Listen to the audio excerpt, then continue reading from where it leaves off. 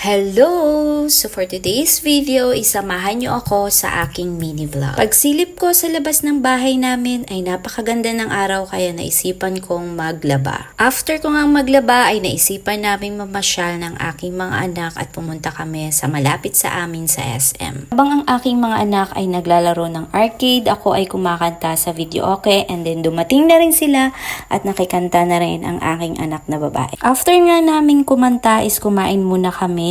And then umuwi na rin kami and ipapakita ko sa inyo yung nabili ko na pangmasahe para sa aking asawa. Napakaganda at convenient nito pag ginamit nyo to sa inyong mga sasakit sa katawan. May kalakihan siya pero napakagaan niyang gamitin at madali lang siyang gamitin and meron din siyang manual. Naisipan ko nang bilhan ng bago ang aking asawa kasi nga sira na yung ginagamit namin na pangmassage sa kanya at madali na talagang nasira. So ito, sana tumagal ito at maging maganda ang resulta niya para naman hindi na kami mahirapan mag-massage kapag nagmamasahe kami sa kanya.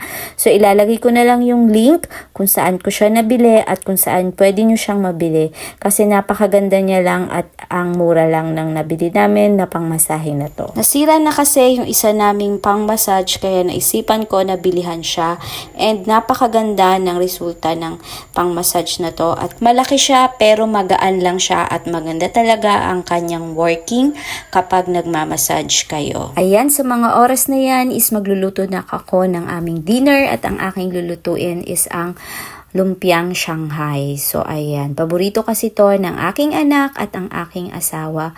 Kapag ganito yung ulam ay marami silang nakakain at gustong gusto nila yan.